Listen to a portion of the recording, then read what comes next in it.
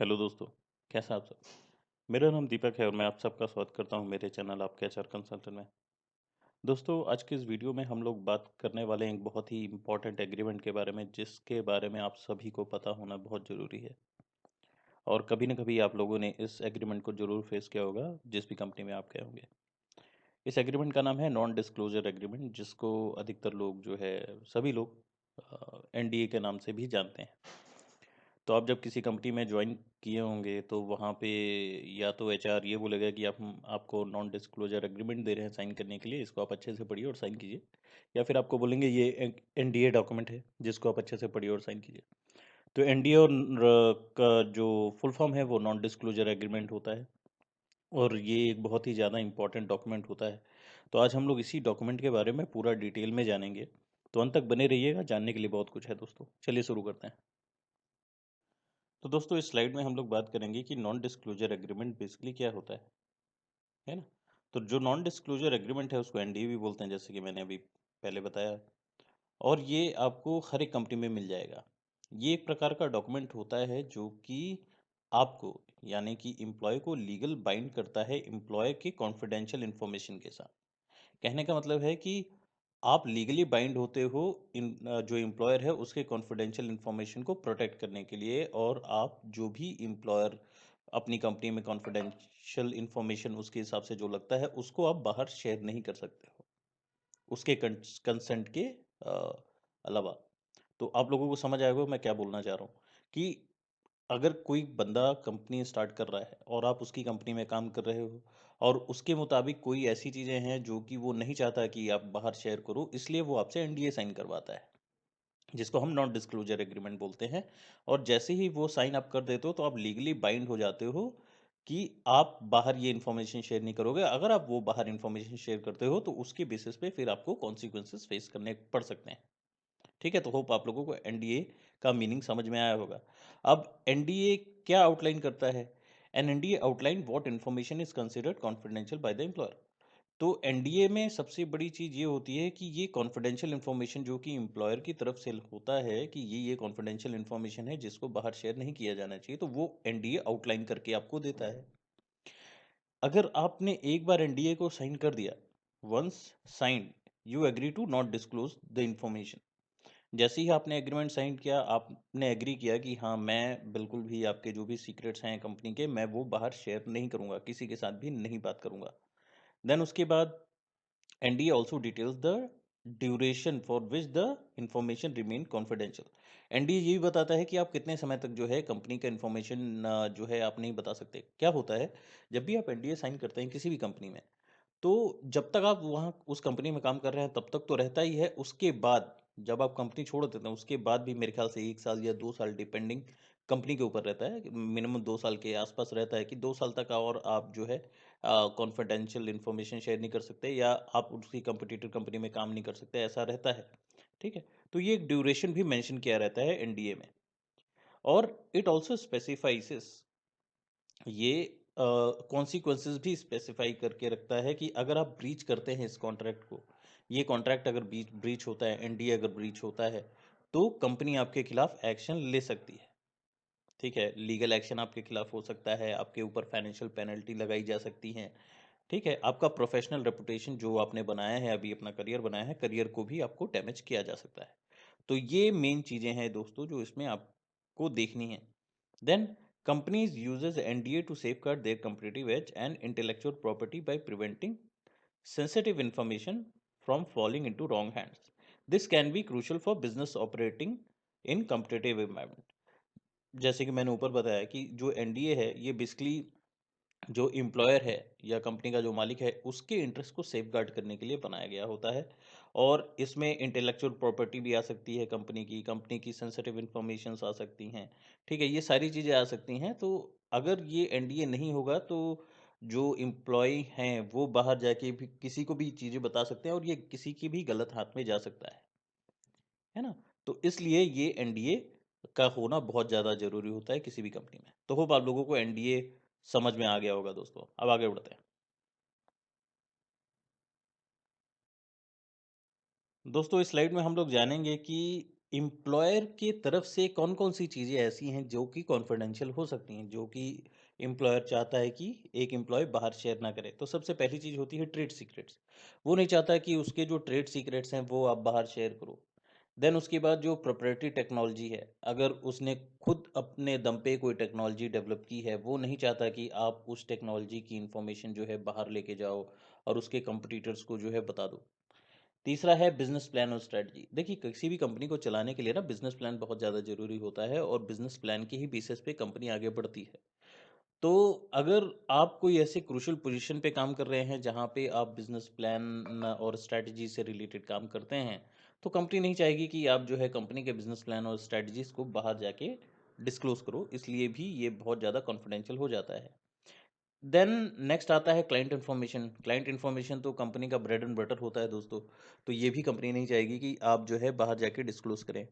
And then last में आता है एम्प्लॉय इन्फॉर्मेशन। जो कंपनी के पास एम्प्लॉय काम कर रहे हैं वो भी उनका ह्यूमन रिसोर्स का इन्फॉर्मेशन भी बाहर आपको लीक नहीं करना होता है। तो ये भी एक कॉन्फिडेंशियल कैटेगरी में आ जाता है। तो ये 5 कैटेगरी है जो कि एम्प्लॉय चाहता है कि बाहर जो है एम्प्लॉय जो काम कर रहा है हमारी कंपनी में वो बाहर जाके लीक ना करे। तो ये बेसिकली 5 कंसिडर किए जाते हैं कॉन्फिडेंशियल इन्फॉर्मेशन। ठीक है।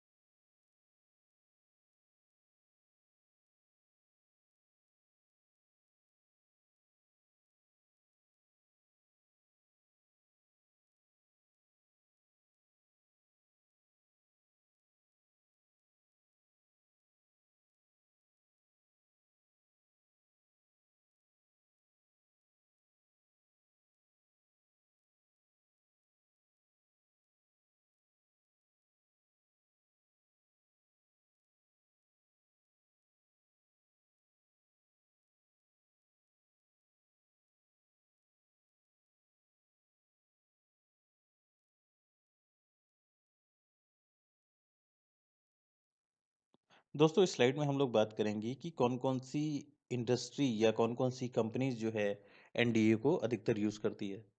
तो दोस्तों, सबसे पहली इंडस्ट्री जो है वो है टेक्नोलॉजी इंडस्ट्री। टेक्नोलॉजी कंपनीज जो है सबसे ज़्यादा यूज़ करती हैं एनडीए को। उसका कारण भी है क्योंकि जो टेक्नोलॉजी कंपनियां उसमें स्टार्टअप्स बहुत सारे आते हैं। उनके पास जो आइडियाज़ होते हैं वो शेयर हो सकते हैं बाहर।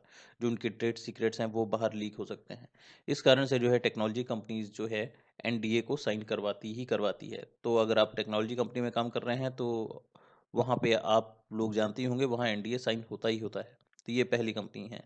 दूसरा है कंसल्टिंग फर्म। जो भी कंसल्टिंग फर्म होती है वो भी आपसे एनडीए साइन करवाती है, क्योंकि वहाँ पे जो है क्लाइंट की इन्फॉर्मेशन होती है, कैंडिडेट्स की इन्फॉर्मेशन होती है, तो वो सारे इन्फॉर्मेशन उनको प्रोटेक्ट करने ज़रूरी होते हैं। इस कारण से जो है कंसल्टिंग फर्म भी एनडीए का यूज़ करती है।